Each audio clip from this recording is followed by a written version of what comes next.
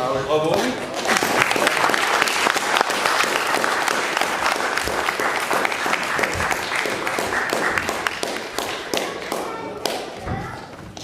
Alors,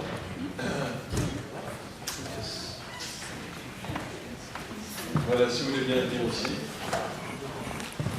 Venez vous dire. Moi, je suis sur la marge. Voilà. Je tenais, malheureusement, vous n'étiez pas là au début. C'est maintenant qu'on vient de se connaître. On s'est parlé au téléphone. Bravo, félicitations. C'est un film qui est très fort, très puissant. Et puis, merci. Et je souhaite que vous continuiez à avoir l'énergie longtemps pour continuer à témoigner de ce que vous avez vécu. Alors peut-être, vous avez déjà vu souvent le film. Jean-Marc, félicitations à nouveau. Moi, je voudrais juste vous poser une question, d'abord purement technique. D'abord aux deux personnes, vous êtes arrivés au camp du Struthof ensemble ou dans des transports séparés? Non, dans des transports séparés. Dans des transports séparés. Ouais. Et quelqu'un dit, dans le film, qu'il y a des gens qui ont crié à mort et qui l'ont jeté des pierres. Je ne sais mais pas. c'est à retour que ça a eu lieu. Je ne sais pas. Oui, Jean-Marc. C'est arrivé une fois. Voilà, c'est arrivé une seule fois. Donc c'était dans le film Alex Laprès, le jeune, celui qui avait effectivement 16 ans quand il est arrivé au Struthof. Et il dit bien qu'il a essayé de recouper ce témoignage, cette expérience avec d'autres déportés. Et à sa connaissance, c'est la seule arrivée de convoi qui a connu cet accueil. Qui avait effectivement un groupe de Français qui les ont vilipendés, qui les ont insultés, envoyé des cailloux, etc. Et c'était en français. Aucun des autres convois n'a vécu, en tout cas, ce type d'expérience. Et quand ils sont arrivés à Roto, c'est bien ça? À la gare de Roto même, voilà. C'était peut-être des miliciens. Nous avons vécu. Non, il y avait des enfants. En arrivant à Dachau, par exemple. Les gosses de Dachau, des enfants, nous ont jeté des cailloux, ils ont crié, tant et plus, en arrivant à Dachau, entre le voyage qu'ils ont fait entre la gare et le camp. Mais autrement, il faut dire qu'à Roto, tout était fermé parce qu'il y avait des ordres à la municipalité, les volets devaient être fermés et personne ne devait nous voir. Moi, je n'ai vu personne, en tout cas, dans la rue en arrivant. Mais nous sommes montés en camion, c'était encore la période des NN, des Ardennes, où nous montions encore en camion. Et ces arrivées étaient toujours, à cette époque, c'était un wagon qui arrivait, ce n'était pas des trains importants qui arrivaient au Struthof, c'était des personnes condamnées qui sortaient en général de la prison de Rennes et la prison du Cherche-Midi ou à Paris. Voilà. Et vous n'avez pas... Pardon. Moi, j'ai eu un parcours un peu différent. J'ai été arrêté par la Gestapo pour détention d'armes et de munitions, formation d'un groupe de résistance. Le plus jeune du groupe a été arrêté par les Allemands. Il a été très sévèrement battu et il a dénoncé tout l'ensemble du groupe. Moi, j'ai été condamné à mort le 27 juin 1943 par la cour martiale de Dijon. De là, enfin, mes parents étaient dans l'industrie forestière, mes parents avaient une scierie et de grosses exploitations forestières. Donc, journellement, à la scierie, il y avait des Allemands de l'organisation TOT qui venaient réquisitionner des traverses, qui venaient réquisitionner des poteaux, enfin, ce qu'ils avaient besoin dans le coin. Et mon père devait également fournir pour la troupe allemande dans la région, les troupes allemandes d'occupation, on devait fournir du bois de chauffage pour les cuisines roulantes qu'ils avaient. Donc, si vous voulez, j'ai eu la chance, j'avais fait 2 ans d'allemand, j'ai beaucoup discuté avec les Allemands qui venaient à la maison, à la Syrie, et ensuite de ça, ça m'a beaucoup servi dans la résistance, dans la suite des camps. De Dijon, je suis parti à la prison de Cherche-Midi à Paris. Après, au mois d'août, je suis parti j'ai été expédié au fort de Romainville, qui était le camp d'otages, où nous avons remplacé 55 personnes qui venaient d'être fusillées au Mont Valérien. Et le 23 novembre, je suis parti dans un train de voyageurs. Nous sommes arrivés 70 chez la liste, la liste allemande. Dans le jour où nous sommes arrivés au camp, c'est-à-dire le 25 novembre 1943. Moi, ce qui m'a sauvé, je te dis, c'est que j'avais fait de l'allemand. Excusez-moi, vous êtes arrivé à quel camp alors? Pour que vous étiez à Dachau, vous étiez au... Non, après Ça, c'est les arrivés au Struthof, c'est le premier. Après le Struthof, je suis parti au commando, qui était un commando très très dur dans la vallée de la Moselle, à Hocken, entre Trèves et Kovland. Nous travaillions dans un tunnel. C'était absolument horrible. Sur les 700 qui sont descendus au Struthof, qui sont descendus du Struthof, je crois qu'on est remonté 390 au bout de 28 jours. Le camp, il y a eu environ 2000 morts dans le commando où on travaillait 12 heures dans certains endroits. C'était très très poussiéreux puisqu'il fallait enlever la tour pour des champignonnières, et d'autres endroits il pleuvait comme si vous aviez été au milieu de la rue. Et un courant d'air glacial, le tunnel étant orienté quasi dans le sud, donc c'était très très très pénible. Après je suis remonté au Struthof, jour de Pâques 1944, et je suis resté un mois et demi. J'ai travaillé à la Kartoffelkeller, et là on m'a fait une piqûre je sais pas quoi, et j'ai eu un énorme abcès. Donc j'ai été opéré par ça avait été un charcutier qui était désigné comme infirmier en chef à l'infirmerie. Et après, je suis reparti le jour du débarquement. Je suis reparti dans un autre commando à Eftingen dans Mustenberg, où on extrayait des schistes bitumineux de l'ardoise pour le groupe Viost.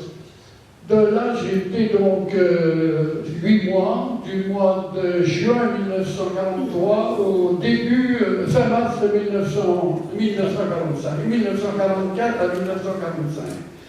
Et là, on est parti avec dans des wagons découverts, des wagons dits tombeaux, dans lesquels on avait fait un treillis avec des barbelés au-dessus pour arriver finalement après moult allers-retours à Memmingen, à Augsbourg, où les voies étaient sautées pour arriver finalement à Lac le 13 ou 14 avril 1945. Donc j'ai été libéré par les Américains au camp avec mon ami. Voilà. Si vous avez des questions à poser, nous sommes prêts à vous répondre. Alors, le problème avec Henri, c'est qu'il répond rarement aux questions.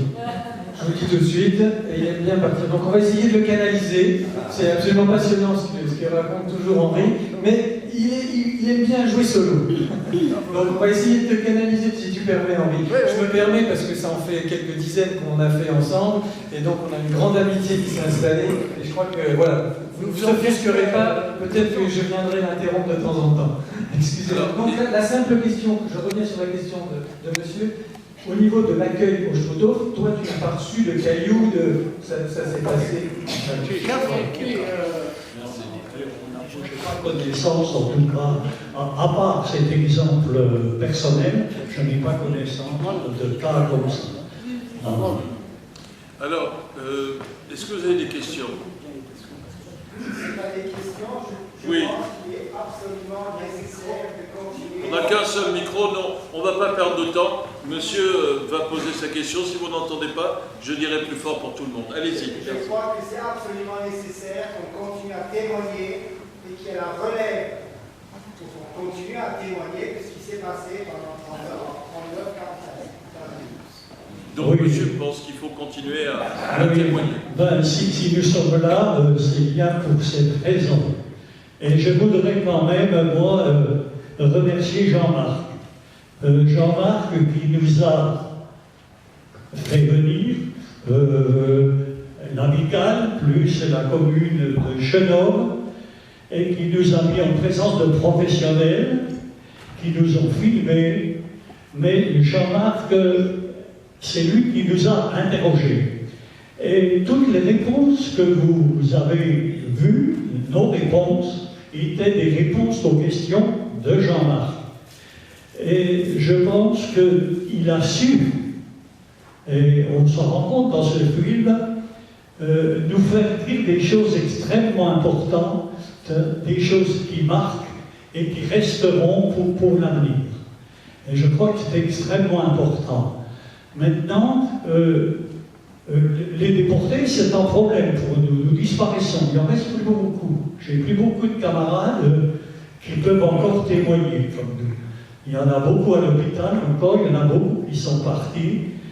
Mais j'ai repris espoir lorsque je vois certaines personnes qui sont ici, la manière dont elles se sont engagées.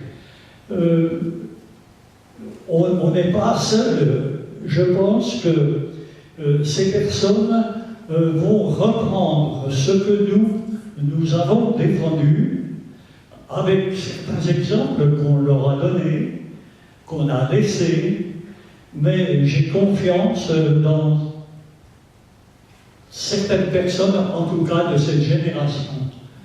Et si je pense beaucoup au Strotov, puisque c'était un peu le thème donc, de ce film, lorsque je vois par exemple le CERD qui s'est installé là-bas, et quand je vois la manière dont ça a été et c'est géré, je veux aussi profiter de féliciter les personnes qui s'en occupent. Et dites-vous qu'il faudra continuer d'encourager toutes ces associations qui, eux, veulent reprendre pour défendre donc ce pourquoi nous avions, je ne veux pas dire sacrifier notre vie, mais en tout cas pour ce que nous avions lutté. Merci beaucoup. Oui, Jean-Marc.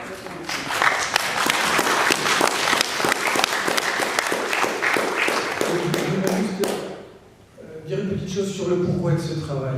Effectivement, en fait, ce que vous avez vu à l'écran, c'est un travail qui a commencé en 2004 et qui était un travail, on a décidé, en fait, il y a eu un premier film, un portrait d'un déporté dijonnais, qui a eu un énorme impact et surtout on s'est aperçu dans les discussions et les rencontres qu'il y avait beaucoup de méconnaissances, beaucoup de flou, beaucoup de choses voilà, qui allaient surtout s'évaporer. Et on s'est dit, mais en fait, cette mémoire, elle n'est pas si connue que ça. Beaucoup se sont tus très très très longtemps. Et on s'est dit, il faut absolument qu'on fasse un travail d'urgence. Et pendant plusieurs années, on a filmé, sans savoir ce qu'on ferait. Et je crois que là, la grande satisfaction qu'on peut avoir, elle est de plusieurs ordres. La première, elle est tout simplement du fait que ces hommes magnifiques, eh bien, ils ne sont pas éternels. Et qu'il y a 3 jours encore, eh bien, on en a enterré un qui nous a quittés il y a 3 semaines. Et sur la trentaine qu'on a filmée, eh bien, je peux dire qu'il y en a peut-être le tiers, voire la moitié, qui ne pourraient plus aujourd'hui témoigner. Donc rien que ça, avoir pu garder leurs paroles, c'est énorme. La deuxième chose, c'est d'avoir des soirées comme ça, des rencontres. Essayer, tant qu'on pourra, jusqu'aux dernières limites possibles, je crois qu'ils sont d'accord, ils continuent d'être là, il faut absolument leur dire un énorme merci pour ce qu'ils ont fait, mais pour ce qu'ils continuent de faire aujourd'hui. Et pour le message qu'ils ont, parce que, oui, ce sont des films d'histoire, d'un moment historique, mais ça dépasse bien ça. C'est des films qui nous touchent, nous, dans notre quotidien, sur la conception qu'on a de l'autre, de savoir qu'est-ce que c'est, ces systèmes qui sont arrivés à ces excès monumentaux, abominables. On sait parfaitement que ça pourrait réexister demain. Aujourd'hui, il y a des embryons qui sont là. Donc c'est notre affaire, c'est votre affaire. Merci encore 1000 fois pour ce que vous avez fait, pour ce que vous avez bâti, et continuer de promouvoir. Si on est dans une Europe en paix, à la différence des autres générations, du plus jamais ça, mais qui continuait de gérer une haine Eux, ils ont participé à la construction d'une Europe pacifique. Sans leur contribution, est-ce qu'on en serait aujourd'hui ici en Europe? Enfin voilà, c'est tout ça. Merci, et on va essayer de prendre le relais, et j'espère les nouvelles générations, les plus jeunes, autant que